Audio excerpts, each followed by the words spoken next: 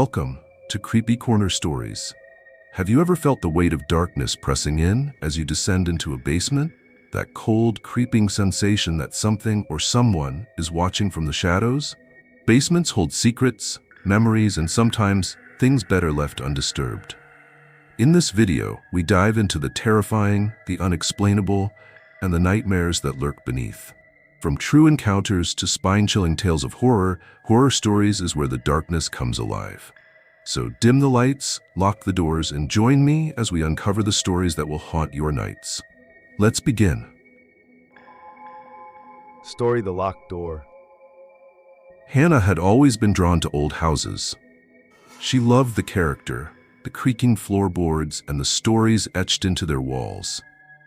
So when she stumbled upon a sprawling Victorian house on the edge of town, she knew it was perfect. The real estate agent mentioned it had been unoccupied for years, but Hannah didn't mind. She loved a project, and this house seemed to call to her. As she explored her new home, she noticed the basement door tucked away behind the kitchen. The wooden stairs groaned under her weight as she descended into the cool, musty darkness. The basement was vast, with stone walls and a dirt floor that seemed to absorb all sound. At the far end, she saw it, a small wooden door with rusted iron hinges. It was padlocked, and the key was nowhere to be found. Hannah's curiosity was piqued. What could be behind that door? She asked around town, but no one seemed to know much about the house, only that it had belonged to a reclusive man who passed away decades ago. Some warned her not to disturb the past, but Hannah dismissed their superstitions. One night, as she lay in bed, she thought she heard something, a faint tapping noise. She sat up, straining her ears. It was coming from below. Grabbing a flashlight, she crept down the stairs to the basement. The sound grew louder as she approached the locked door. It was rhythmic, deliberate, like someone knocking from the other side. "Hello," she called out, her voice trembling. The tapping stopped abruptly. She stood frozen, waiting, but the silence was deafening. Shaking her head, she chalked it up to her imagination and went back to bed. Over the next few days, the noises continued, tapping, faint whispers, and once, what sounded like a low groan. Hannah decided she couldn't ignore it any longer. She borrowed a set of bolt cutters from a neighbor, determined to solve the mystery. As she stood in front of the door, cutters in hand, a strange unease washed over her. The air felt heavier, colder. She hesitated for a moment before snapping the padlock off. The sound echoed unnaturally in the confined space. Slowly, she pushed the door open. Inside was a small, windowless room. The walls were lined with shelves covered in dust and cobwebs. At the center of the room sat an antique mirror, its ornate frame tarnished with age. The glass was cloudy, but as Hannah stepped closer, she noticed her reflection wasn't quite right. Her reflection wasn't mimicking her movements. Instead, it stood perfectly still, staring back at her with an expression of malice. Hannah stumbled back, heart pounding. The image in the mirror smiled, a slow, menacing grin that spread wider than should have been possible. Before she could turn to run, the door slammed shut behind her. She twisted the handle frantically, but it wouldn't budge. The room grew colder and the whispers returned, louder and more distinct. They were coming from the mirror.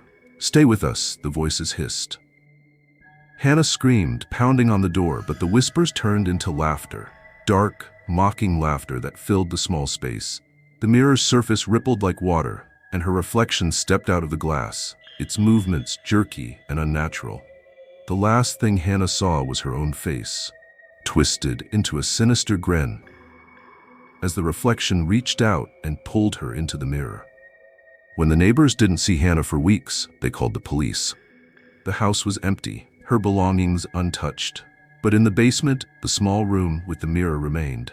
And if you looked closely, you could see her face in the glass, staring out with wide, terrified eyes, her fists pounding silently against the surface. Story: The Shadow in the Corner. David hated his basement. It wasn't the kind of dislike most people feel for dark, cold spaces. It was deeper than that. Since the day he moved into his house, the basement had unnerved him. The narrow wooden staircase, the single, dim bulb swinging from the ceiling, and the constant damp smell combined to create an atmosphere he couldn't stand. Still, it was where the washer and dryer were, so David didn't have much choice but to go down there regularly. Every time he did, though, he hurried. The faster he got in and out, the better. It wasn't until the third month of living there that he first noticed the shadow. He was folding laundry one evening, standing at the small folding table near the far wall of the basement. Out of the corner of his eye, he saw movement. He turned his head sharply, but there was nothing there. Shrugging it off, he kept folding. A few minutes later, there it was again, a flicker of darkness in the far corner where the light barely reached. This time, he froze. The corner was empty. There was nothing there but an old broken chair and a few cardboard boxes. "It's nothing," he muttered to himself, trying to dismiss the growing chill running up his spine. He grabbed the basket of folded clothes and hurried up the stairs, leaving the light on behind him. But the shadow didn't stop appearing. Over the next few weeks, every time he went down to the basement, it seemed to be waiting for him. At first, it was subtle, a slight darkening of the far corner that he could almost convince himself was a trick of the light. Then it became bolder. He started to see it even when he looked directly at the corner, a black mass that seemed to hover just out of reach of the bulb's weak glow. One night, as he stood at the folding table, he felt the hairs on the back of his neck rise. He didn't look at the corner this time. He didn't need to. He could feel it. Something was there, watching him. "Who's there?" he called out, his voice cracking slightly. The basement was silent except for the faint hum of the dryer, but the feeling didn't go away. Grabbing his laundry basket, he ran up the stairs two at a time, slamming the door shut behind him. David started avoiding the basement. He let the laundry pile up for days, even weeks. When he finally had no choice but to go down, he would dart in and out, not daring to look toward the corner. But avoidance didn't help. One night, as he lay in bed, he woke to a strange sound, a soft, shuffling noise like something dragging across the floor. His heart raced as he strained to listen. It was coming from below, from the basement. He grabbed a flashlight and a heavy wrench from his toolbox, telling himself it was probably just a raccoon that had somehow gotten in. As he opened the basement door, the air hit him, cold and damp, much colder than it should have been in the summer. The shuffling noise stopped the moment he flicked the light on. "Hello?" he called out, his voice trembling. The bulb swung slightly, casting long, shifting shadows on the walls. He descended the stairs slowly, the flashlight beam bouncing with his unsteady hand. The corner was empty. Then the bulb went out. Darkness engulfed the basement. His flashlight's narrow beam was the only source of light now, and it trembled as his hand shook. He swept it across the room, catching nothing but old furniture and the bare walls. Then he saw it. The shadow in the corner was no longer stationary. It moved toward him, slow and deliberate, a dense black mass that pulsed and writhed as it crept forward. David froze, fear gripping him. But then something flickered in his memory. A story his grandmother had told him as a child. She'd always said the house he'd grown up in, the house he now owned, carried a history. There had been rumors of a tragedy in the basement decades ago, of someone who never truly left. "Is that you?" David whispered, his voice trembling. I don't know who you are, but I don't want to hurt you. What do you want?" The shadow stopped moving. The air seemed to shift, the oppressive weight lifting slightly. The whispering started again, faint but distinct. It was a single word, repeated over and over. "Light." David's fear gave way to confusion. "Light? You need light?" The shadow didn't respond, but somehow he understood. He ran upstairs, grabbed every lamp and flashlight he could find, and brought them all to the basement. As he plugged them in and turned them on, the room became brighter and warmer. The shadow retreated to the corner, growing smaller with each new source of light. Finally, as David shone his flashlight directly on it, the shadow disappeared altogether, leaving only the faint scent of smoke in its place. David exhaled shakily and sat on the stairs, his heart pounding. The basement felt normal now. The air was lighter, the oppressive chill gone. From that day on, the basement no longer scared him. Whatever had been there was gone, banished by the light. David even started spending time down there, fixing it up and turning it into a cozy workspace. Sometimes, though, late at night, he would hear a faint, shuffling noise, almost like a thank you echoing softly from the shadows. Story: The Forgotten Toy. The Thompson family moved into the old house on a cool autumn afternoon. It wasn't perfect, peeling paint, creaky floors, and a musty smell that seemed to cling to every room, but it was theirs. For Sarah, her husband Mark, and their 6-year-old daughter Lily, it marked a fresh start. The house came with a basement full of the previous owner's discarded belongings. Mark had promised to clean it out, but weeks passed, and the piles of boxes and old furniture remained untouched. The basement became off-limits to Lily, who was forbidden to go down the narrow stairs. But 6-year-olds are nothing if not curious. One evening, while her parents were distracted unpacking the last of the kitchen boxes, Lily slipped downstairs. She flicked on the dim basement light, which barely illuminated the large, cluttered space. Dust swirled in the stale air as she explored. It didn't take long for her to find it. In a corner, half buried under a pile of old blankets, was a doll. It was a strange-looking thing, with a porcelain face cracked in several places and a faded blue dress that might have once been lovely. Its glassy eyes were mismatched. One seemed too large for the face, and its lips were painted into a faint, uneven smile. Lily picked it up, cradling it in her arms. "You're beautiful," she whispered. That night, when Mark went to check on Lily before bed, he found the doll sitting upright on her pillow. Its cracked face caught the moonlight, casting odd shadows on the wall. "Where did you get that?" Mark asked, his voice stern. "From the basement," Lily replied sleepily. "She was lonely, Daddy. She told me so." Mark frowned but decided not to argue. "Just don't bring anything else from the basement, okay?" he said, tucking the blanket around her. Lily nodded, clutching the doll tightly. "She's my friend now." Strange things began happening over the next few days. Mark noticed the basement door was always slightly ajar, even though he was certain he had closed it. Sarah started finding objects out of place. Cups moved from the kitchen table to the living room, picture frames tilted on the walls. Lily, however, seemed happier than ever, spending hours talking to her new doll. "She says her name is Annie," Lily explained one afternoon.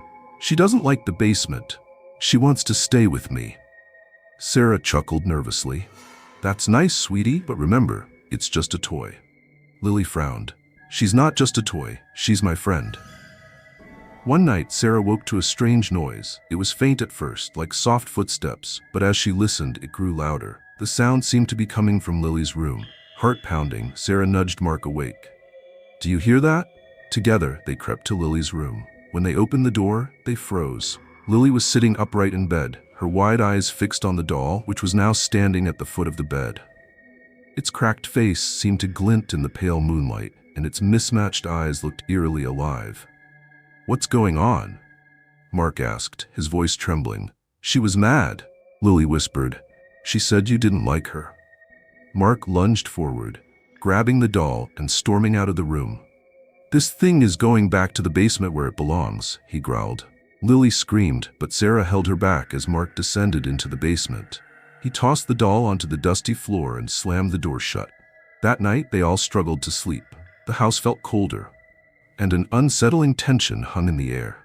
At exactly 3 a.m., a loud thud echoed through the house, followed by a dragging sound.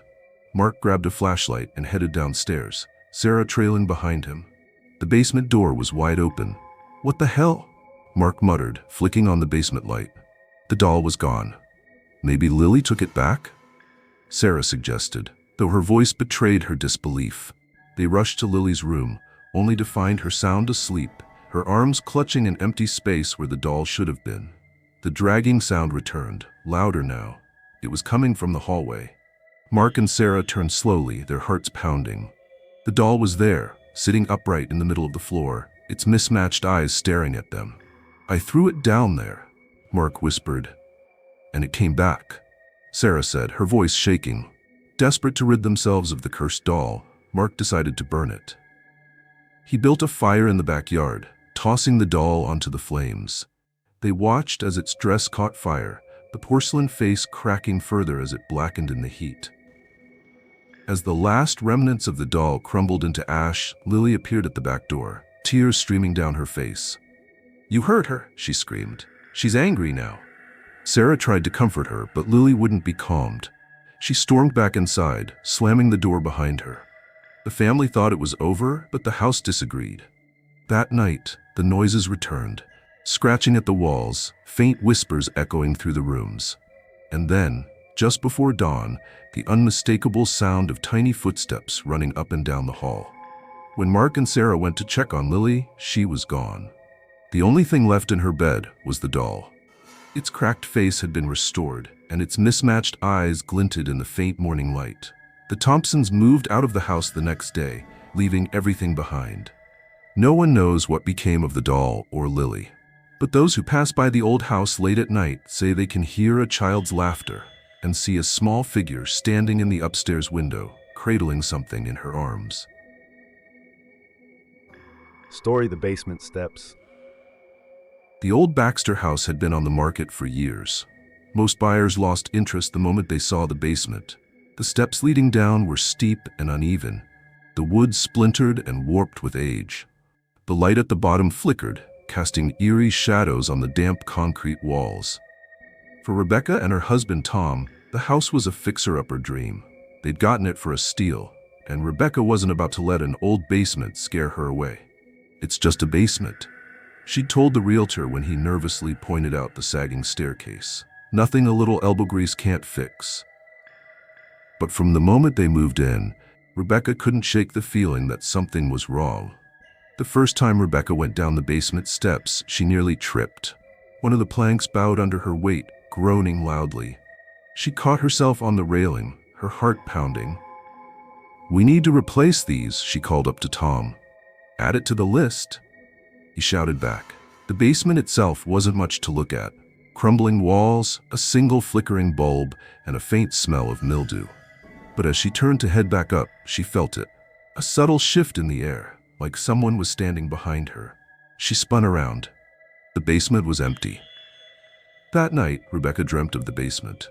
In her dream, the steps stretched endlessly into darkness. No matter how many she climbed, she couldn't reach the top. Behind her, she could hear the faint sound of footsteps, slow and deliberate, keeping pace. She woke in a cold sweat, gasping for air. "You okay?" Tom asked groggily. "Just a bad dream," she whispered, brushing it off. But deep down, she wasn't so sure. The days passed, and Rebecca avoided the basement as much as she could. She'd send Tom down for anything they needed, claiming she was too busy. But one afternoon, Tom was at work, and Rebecca realized she needed a box of winter clothes they'd stored downstairs. The basement steps seemed steeper than she remembered. The wooden planks creaked under her weight, each groan echoing through the silent house. When she reached the bottom, she hurried to find the box, refusing to look at the dark corners where the light didn't reach. As she turned to head back up, the sound stopped her cold. Creak. It came from the stairs behind her. Slowly, she turned her head. One of the steps near the middle sagged slightly, as if someone had just put their weight on it. "Tom?" she called out, her voice shaking. Silence. Her heart pounded as she climbed the steps two at a time, slamming the basement door shut behind her. That night, she told Tom what had happened. "It's an old house," he said, trying to reassure her. "The wood's probably just settling."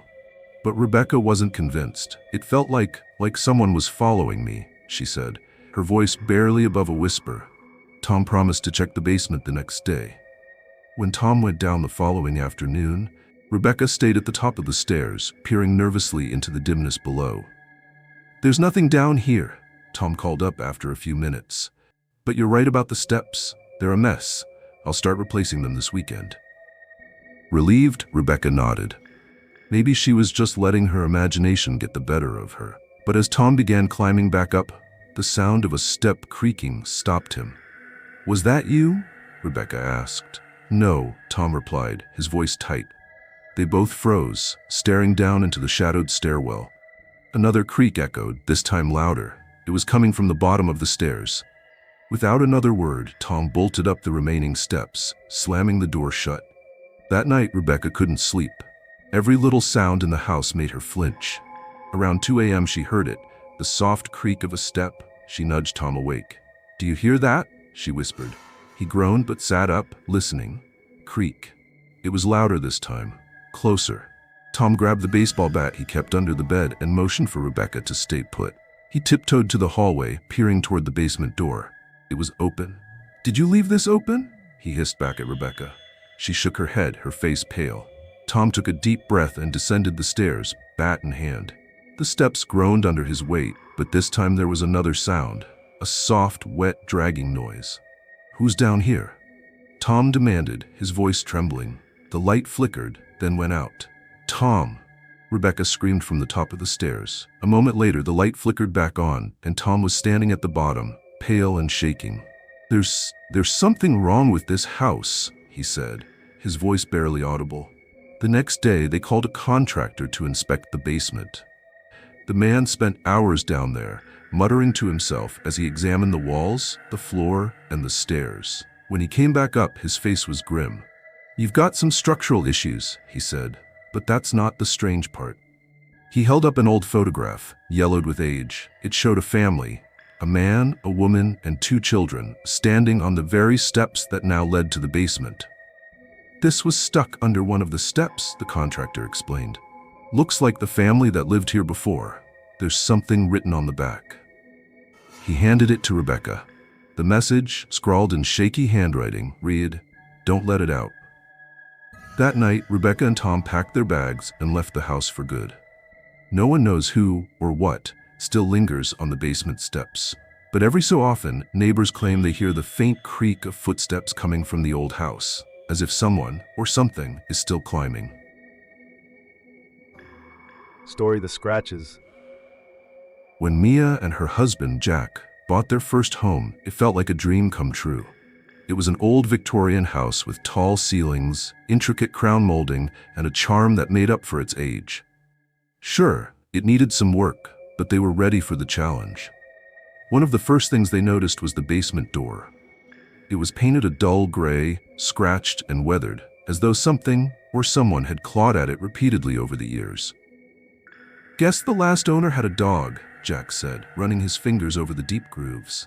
Mia frowned. "That's odd. The realtor said they didn't have any pets." Jack shrugged it off.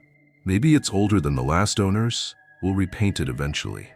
But Mia couldn't shake the unease she felt whenever she passed the door. The basement itself was unremarkable, a damp, cold space filled with cobwebs and dust. They stored their holiday decorations and a few boxes down there, rarely venturing into its depths. It wasn't until their first night in the house that Mia heard the scratching. It started faintly, barely audible over the creaks of the old house, a soft, persistent scrape like nails dragging across wood. "Jack?" she whispered, nudging him awake. "Do you hear that?" Jack groaned and rolled over. "It's just the house settling. Go back to sleep." Mia tried to convince herself he was right, but the sound continued, steady and deliberate, coming from the direction of the basement. The next morning she inspected the basement door. The scratches seemed deeper than before, fresh grooves cutting through the faded gray paint. "Jack, look at this," she said, her voice tinged with worry. He examined the door and laughed. "It's an old house, Mia, probably just the wood warping." But Mia wasn't convinced. That night the scratching returned, louder this time. It woke both of them. Jack sat up, listening intently. "Okay, that's not settling," he admitted. "It's coming from the basement." Grabbing a flashlight, he headed for the door, with Mia trailing nervously behind him. The scratching stopped the moment Jack's hand touched the doorknob. He turned to Mia. "See? Nothing to worry about." But when he opened the door, the air was ice cold. The beam of the flashlight cut through the darkness, revealing the rickety wooden stairs and the concrete floor below. Nothing moved, but the feeling of being watched was unmistakable. "I'll check it out tomorrow," Jack said, closing the door firmly. The next day, Jack inspected the basement thoroughly. He found nothing unusual. No signs of rodents, no stray animals, nothing that could explain the noises. But the scratching didn't stop. It grew louder each night, clawing at their nerves. Jack tried everything, setting traps, sealing gaps in the doorframe, even installing a heavy lock. But the scratches continued, persistent and unrelenting. One morning, Mia woke to find fresh marks on the inside of the door, as though whatever was scratching had tried to claw its way out.